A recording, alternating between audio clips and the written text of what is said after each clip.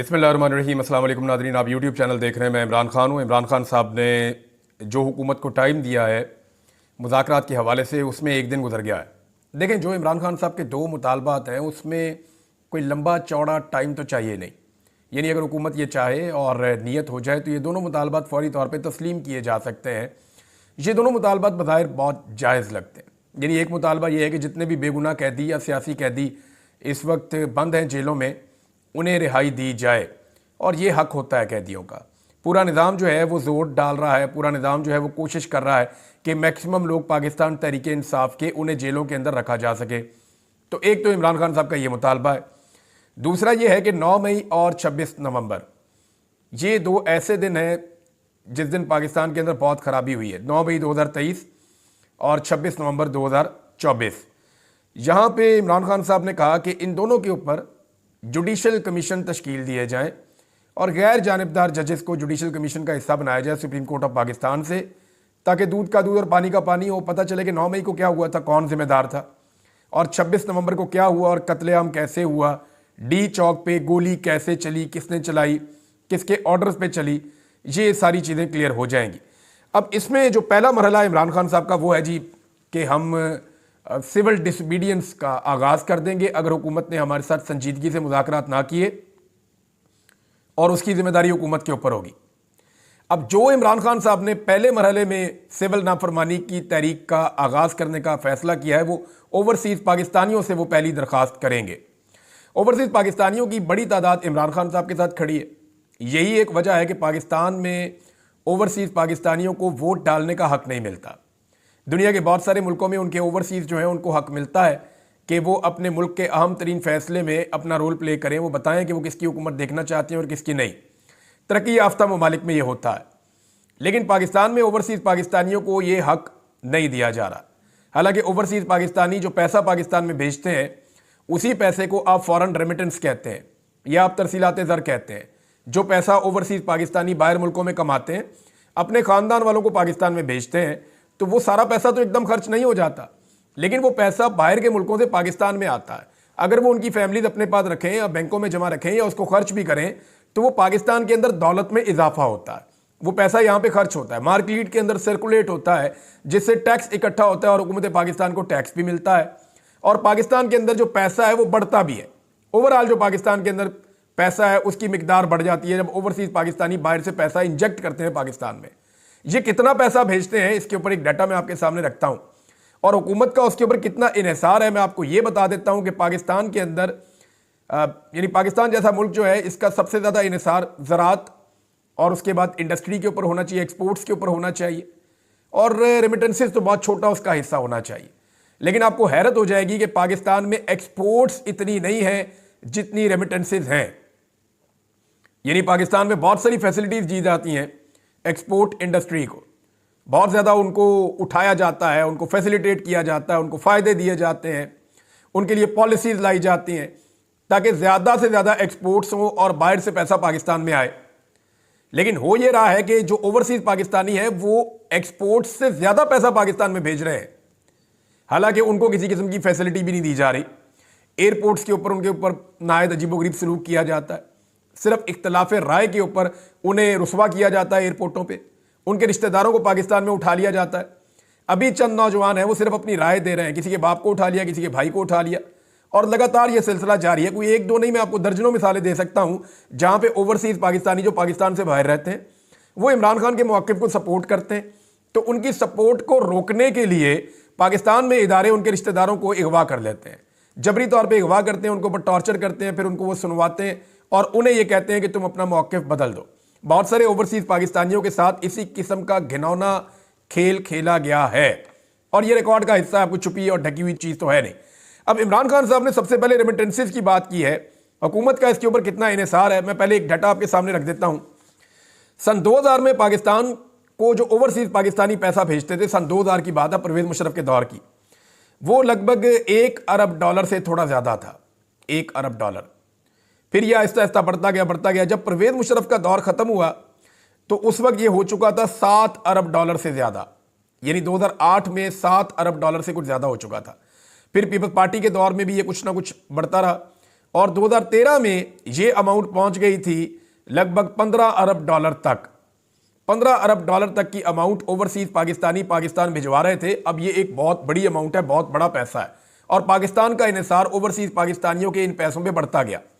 नवाज शरीफ के दौर के अंदर इसके अंदर कोई खातिर खा इजाफा नहीं हुआ, और अगर आप 2017 तक का डाटा देखें, जब तक नवाज शरीफ साहब इक़्तिदार में रहे, तो इसके अंदर जो है वो 19.85 अरब डॉलर तक ये अमाउंट पहुंच गई। यानी 19.85 अरब डॉलर तक नवाज शरीफ साहब के दौर में ये अमाउंट पहुंची। उसके बाद इमरान खान साहब का दौर आया, और ये बढ़ते बढ़ते इमरान खान साहब के दौर का जो पीक था वो 2021 था। 2022 में फिर उनकी हुकूमत गिरा दी गई थी।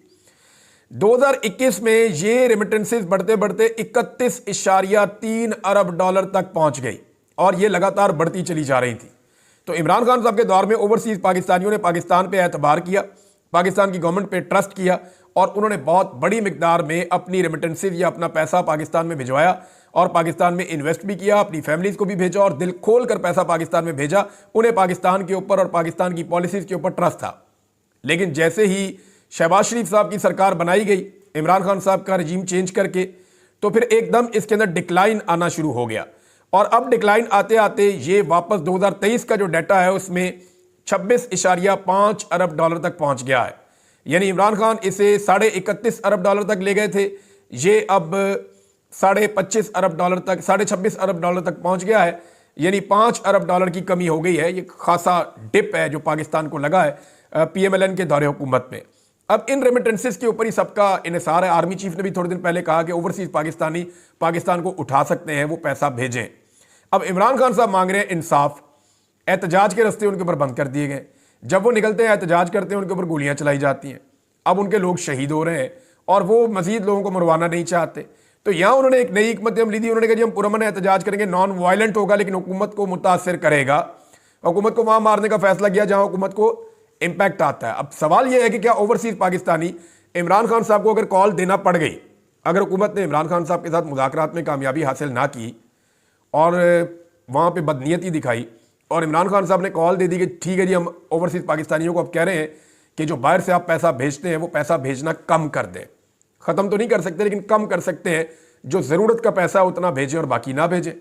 तो क्या ओवरसीज पाकिस्तानी इस कॉल के ऊपर कहेंगे कि ठीक है जनाब हम नहीं भेज रहे पैसा? ये एक बहुत बड़ा सवाल है। देखिए 1 करोड़ से ज़्यादा ओवरसीज पाकिस्तानी है। इनकी बड़ी तादाद गल्फ ममालिक में रहती है, यानी अरब ममालिक में, सऊदी अरब में, UAE में, कुवैत में, ओमान में, कतर में, इन मुल्कों में रहती है। और यूरोप में और बरतानिया में और अमेरिका में बहुत बड़ी तादाद में ओवरसीज़ पाकिस्तानी रहते हैं। यानी अगर आप 2 हिस्सों में डिवाइड करें तो आधे ओवरसीज़ पाकिस्तानी मगरबी ममालिक में रहते हैं, और आधे जो हैं वो ये गल्फ़ कंट्रीज़ के अंदर रहते हैं। अब ये ओवरसीज़ पाकिस्तानी क्या पैसा भेजना कम करेंगे? ये एक बहुत बड़ा सवाल है। इमरान खान साहब को अब तक ओवरसीज़ पाकिस्तानियों ने कभी भी मायूस नहीं किया है। अब हुकूमत क्या इस नहज पे इस मामले को ले जाएगी? पहले तो ओवरसीज़ पाकिस्तानियों को कहेंगे, फिर इमरान खान साहब पाकिस्तानियों को कहेंगे कि फ़लाँ चीज़ें आप बंद कर दें। और अगर इस तरह मरहलावार ये चीज़ें चलती रहीं तो हुकूमत के ऊपर लगातार दबाव बढ़ता चला जाएगा। ये चीज़ मैंने आपके सामने रखनी थी, और ये एग्जैक्टली वो डाटा है जो हुकूमत का अपना शेयर करदा डाटा मैंने आपके सामने रख दिया है। हुकूमत बार बार कहती है हमने महंगाई कम कर दी, महंगाई कम कर दी, और उसके अंदर जो एक ही चीज़ पेश करते हैं वो स्टॉक एक्सचेंज। स्टॉक एक्सचेंज जो है वो एक तरह का सट्टा है। अगर सट्टे के अंदर मुनाफा हो रहा है या मुनाफा नहीं हो रहा तो उससे आम आदमी को क्या फ़र्क पड़ता है? आम आदमी जो है उसकी हालत आप देख लेना। उसके लिए तो महंगाई बढ़ रही है। उसके किचन के अंदर आने वाली तमाम चीज़ें महंगी है। उसकी गाड़ी में या मोटरसाइकिल में डलने वाला पेट्रोल महंगा है। वो जो बिजली के यूनिट इस्तेमाल करता है वो पहले से ज़्यादा महंगे। वो जो पैसा कमा कर लाता है वो उसको ज़्यादा बढ़ता हुआ नहीं मिल रहा। यानी उसकी आमदन नहीं बढ़ी, लेकिन उसके अखराजात बढ़ गए हैं। महंगाई में कई गुना इजाफा हुआ है, और उस इजाफे के अदादो शुमार को अब तोड़ मरोड़ के लाके पेश किया जा रहा है कि जनाब नहीं नहीं नहीं महंगाई कम हुई है। हालांकि महंगाई बढ़ी है, हर आम आदमी इसकी गवाही दे रहा है। ये है नाज़रीन वो चीज़। और एक और चीज़ भी हो रही है पाकिस्तान में, वो भी मैं आपको बता देता हूँ कि पाकिस्तान के अंदर ना चंद लोगों ने एक कैंपेन शुरू की थी कि फ़ौज के ज़ेर इंतज़ाम चलने वाले जितने भी सनती इदारे हैं उनकी मसनूआत का बाइकआउट कर दिया जाए। और ये सोशल मीडिया सार्फिन ने इस कैंपेन को चलाया था। अच्छा, मुझे शुरू में लग रहा था कि ये गैर संजीदा चीज़ होगी, थोड़ा सा चलेगी और बंद हो जाएगी। लेकिन अब जिस तरह का रद्द-ए-अमल दूसरी तरफ से आ रहा है, उस रद्द-ए-अमल को देखते हुए अंदाज़ा हो रहा है कि ये कैंपेन शायद काम कर रही है। मिसाल के तौर पे ये मामला मुझे पहले लगता कि सोशल मीडिया तक रहेगा और इससे ऊपर शायद नहीं जाएगा, या छोटा मोटा इंपैक्ट होगा और वो कोई फर्क डालेगा नहीं। मगर इसका दायराकार वसी हुआ और इतना वसी हुआ कि इस वक्त कुछ रिटायर फौजियों की तंजीमें, वो जो तंजीम है उसके ओहदेदारान वो इसकी बात कर रहे हैं, या मिलिट्री एस्टेब्लिशमेंट के जो हमायती लोग हैं वो इसकी बात कर रहे हैं, या कुछ ऐसे हमारे सहाफ़ी दोस्त हैं, सीनियर सहाफ़ी हैं इवन, वो ये बात कर रहे हैं जो ये कह रहे हैं कि ये बड़ी ज़्यादती है। अच्छा, यहाँ पे मौक़िफ़ ये दिया जा रहा है कि ये शोहदा के ख़ानदानों को सपोर्ट मिलती है जनाब इन कारोबारों से, और लिहाजा इन मसनूआत का बाइकआउट ना किया जाए। दूसरी जानिब से ये मौक़िफ़ इख्तियार किया जा रहा है कि दुनिया का कोई ऐसी फ़ौज नहीं है जो कारोबार करती हो, तो पाकिस्तान में फ़ौज जो है वो कारोबार क्यों करती है, ये सवाल उठाया जा रहा है। और शोहदा की कफ़ालत की जो जिम्मेदारी है वो रियासत की और हुकूमत की होनी चाहिए, ऐसे इदारे नहीं बनाने चाहिए। अब ये दोनों तरफ की एक मामला है, लेकिन एक बात तो वादे हुई है इस सारी एपिसोड से कि इम्पैक्ट आया है। अगर इम्पैक्ट ना आता तो इतने जिम्मेदारान की जानिब से रद्द-ए-अमल इसका बिल्कुल ना आता। ये रद्द-ए-अमल बता रहा है कि इसका इम्पैक्ट है। लेकिन एक चीज़ और भी इसमें आप ज़रा क्लियर कर दें कि पाकिस्तान तहरीक-ए-इंसाफ ने इस कैंपेन को अभी तक ओन नहीं किया। पाकिस्तान तहरीक-ए-इंसाफ की क़यादत ने या उसके लीडर्स ने अभी तक इस कैंपेन को ओन नहीं किया। मे भी किसी वक्त ये इन्फॉर्मेशन इमरान खान साहब तक पहुँचे तो वो इसके ऊपर रद्द-ए-अमल दें। हो सकता है वो ये कहेंगे बाइकआउट ना करें, हो सकता है वो ये कहेंगे इस बाइकआउट को बढ़ाएं, लेकिन ये अपना इम्पैक्ट रखती है ये चीज़, और इसको आप डिनाई नहीं कर सकते। बुशरा बीबी का एक स्टेटमेंट आया नाज़रीन, और ये इंपॉर्टेंट स्टेटमेंट है मौजूदा सिनेरियो में। बुशरा बीबी ने कहा कि मुझे डी चौक पर कारकुनों के साथ अकेला छोड़कर तमाम सरकर्दा रहनुमा फरार हो गए थे, उनके खिलाफ कार्रवाई होगी। मैं भागने वाली नहीं थी, मेरी गाड़ी पर सीधी फायरिंग की गई। ये बड़ा सीरियस एलिगेशन है। ये बुशरा बीबी कह रही है मेरे साथ सिर्फ कारकुन रुके हुए थे।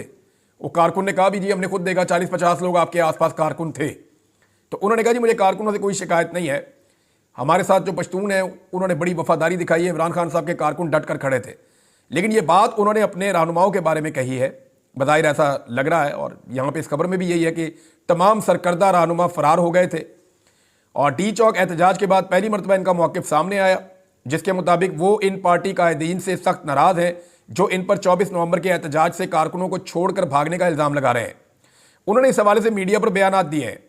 चार सद्दा में कारकुनों में चेक तकसीम करने के बाद उन्होंने गुफ्तगू की और कहा कि मुझे डी चौक में अकेला छोड़ दिया गया था। पठानों ने हमेशा गैरतमंदी का सबूत दिया है। खान ने कहा था शोहदा के घर जाना। पार्टी कारकुन खान के नाम पर शहीद हुए हैं। शहादतों की वजह से बहुत तकलीफ में थी। समझ नहीं आ रहा था कि लोग झूठ क्यों बोल रहे थे। मैं भागने वाली नहीं हूँ। खान के लिए निकलने वालों को कभी अकेला नहीं छोड़ सकती थी। किसी को नहीं पता था कि मेरी गाड़ी कौन सी है। डी चौक पर रात 12:30 बजे मैं अपनी गाड़ी में अकेली थी। वो लोग डी चौक ज़बरदस्ती खाली कर रहे थे। मैं वहाँ से नहीं हटी थी क्योंकि खान ने हटने का नहीं कहा था। मैंने सबको कहा था कि मुझे अकेला नहीं छोड़ना, लेकिन मैं वहाँ अकेली थी और सब ने मुझे छोड़ दिया था। ये बात ठीक है। बुशरा बीबी को एक दफ़ा नहीं 2-3 दफ़ा अकेला छोड़ा गया।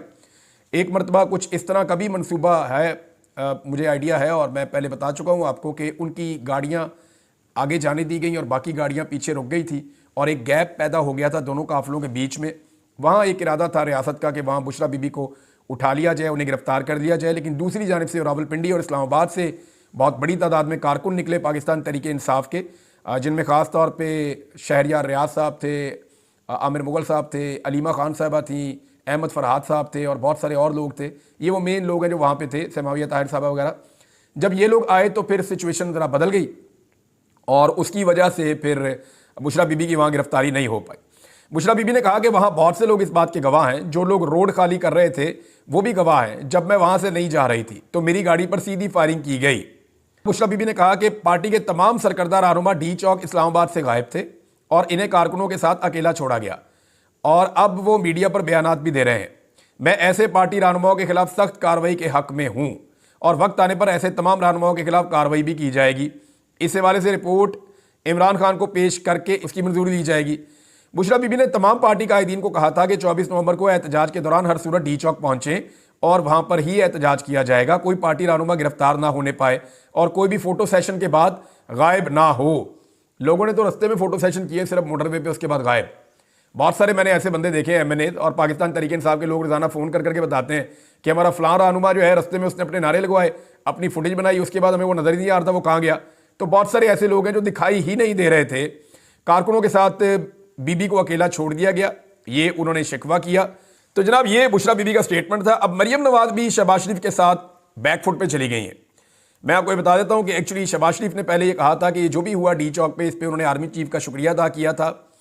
अब वक्तन फ़वक्तन हुकूमत के ऐसे बयानात आते हैं जिसमें वो ये साबित करना चाहते हैं कि डी चौक पे जो कुछ हुआ वो एस्टेब्लिशमेंट ने हुकूमत के साथ मिलकर किया और एस्टेब्लिशमेंट रिस्पॉन्सिबल है उसके लिए। वजह यह है ना कि एस्टेब्लिशमेंट के खिलाफ पाकिस्तान में मुकदमात नहीं होते, उनके खिलाफ कार्रवाइयाँ नहीं होती, उनके खिलाफ कानून में केस आगे नहीं चलते, तो शहबाज शरीफ वगैरह को लगता है कि ये हमें प्रोटेक्शन मिल जाएगी। लेकिन इमरान खान साहब ने शहबाज शरीफ और मोहसिन नकवी पे मुकदमा दर्ज करवाने का फैसला किया है, जो एक मुख्तलिफ और मुनफरिद फैसला है। इस फैसले के नतीजे में दबाव बढ़ेगा।